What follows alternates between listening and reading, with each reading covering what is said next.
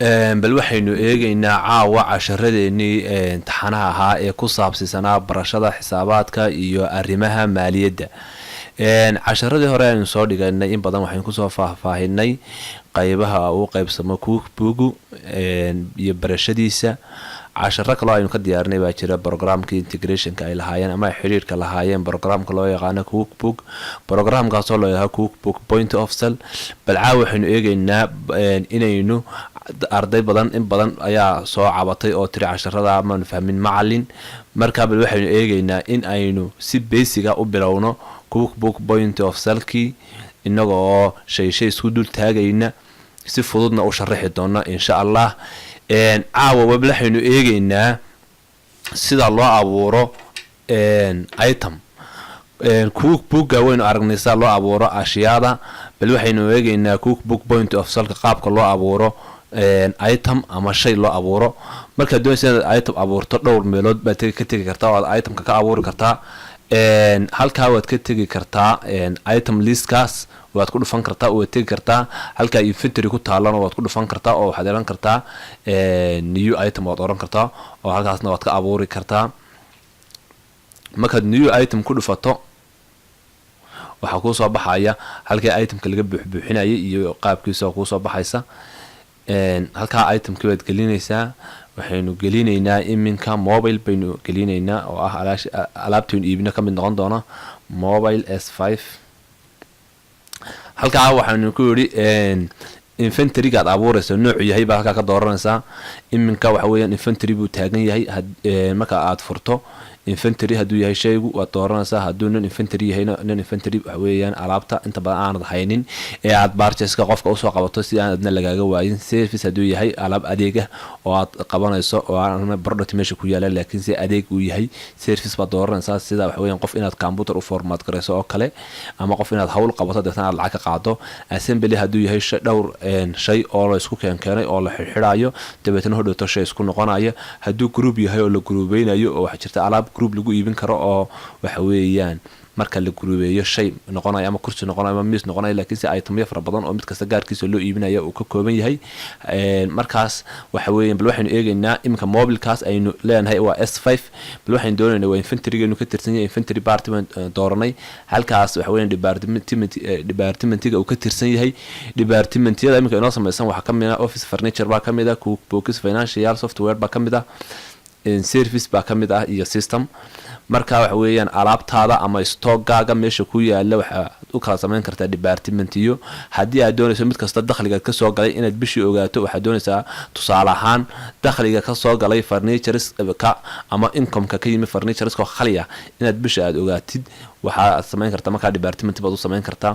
markaa departmentiga systemka ah iminka aniga waa departmentiga igu shidaan dhammaan ashyaada meheradaydu. markaa waxaan samaynayaa system baan dooranaya departmentyada loo samaysto iyada laftigeeda insha Allah casharadeena ku arki doonaa. markaan system doorto halkaa waxaan ku qorayaa wixii item description ah ee faahfaahin ah mobile S5 ka. haddii aan ahaa foonkiisu wuxuu qaadayaa 32 GB waa black midabkiisa oo kale. inta inji uu yahay waan ku qoran karaa. wixii faahfaahin ah ayaan halkaa ku qorayaa. markaan wixii faahfaahina ku qoro markaan wax alla wixii faahfaahina halkaa aan ku qoro aan qaabka u qoro waxa weeyaan halkaas size-kiisa waan gelin karaa. size-ka wuxuu yahay noocu yahay size-kiisu.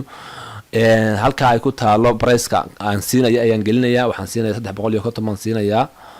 350 dollar baan siinayaa. halkaas oo kosku igu jooga anigana wuxuu igu joogaa 250. markaa 100 baan saaray. quantity-ga aan ka haysto shaygan ayaan halkaa gelinayaa. 10 xabaan haystaa. halkaa waa tags markaa inaga ma isticmaalo inta badan number ka oranaysaa. halkaa UPS-ka ay ku qoran tahay waxa weeyaan barcode buu leeyahay shaygu. barcode-kaas waxa weeyaan barcode reader-ka ayaad soo qabanaysaa shaygii dhiid waa ka yiraahdaa waad saaraysaa. marka aad saarto ayaad akhriyaysaa barcode marka lambaruu soo gelinaya lambaradii asaga automatically gacanta yar ee wax iibisa ayaa gelinaysa markaad saarto halka groupka haduu yahay group aad doonayso inaad group gareyso oo aanu UPC ba aanu lahayn aad group u sameynaysaa ka dooranaysaa halkan waxa weeyaan cost of goods sold waa akoonkii alaabta lafeeda lagu xisaabinayay markaan leeyahay alaabta lafeeda macnaheedu waxaan u jeedaa alaabta qiimaha la soo siiyay oo ah 250 waa akoonka lagu xisaabinayo merchandise and sales waa akoon income ah waxa lagu xisaabinayaa alaabta waxa lagu xisaabinayaa bareeska la siiyay baa lagu xisaabinayaa waa akoon revenue asna income halka kale wixii information ah waad ku qoran kartaa iminka inta wax weeyaan itemka qaabka loo abuuro itemka waa qaabka waxaad helaysaa safe hadii aad doonayso inaad iska xidho warqadan qaybtan iska xidho oo wax weeyaan aad safe gareyso hadii aad doonayso inaad mid kale aad diiwaan geliso safe aniyo aan leeyahay iminka anu iska xidhaya halka item baan ku tusay qaabka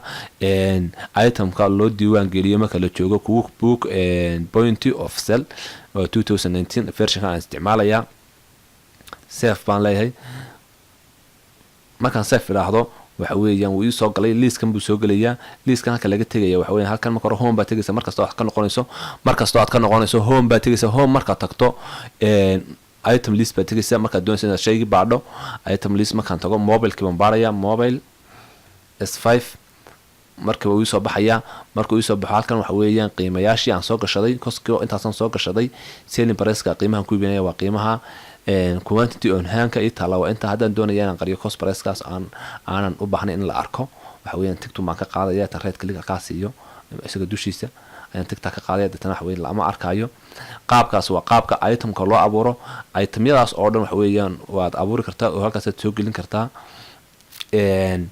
intaas ayaynu maanta bal ku eegaynaa casharkeena wixii su'aalo ah waxa weeyaan comment baad nagu dhaafaysaan please waxaan ka codsanaynaa inaad share gareysaan casharkan inaad subscribe gareysaan wixii comment ah xagga hoose nagu dhaaftaan wabillahi tawfiiq wa salaamu calaykum wa rahmatullahi wa barakaatuh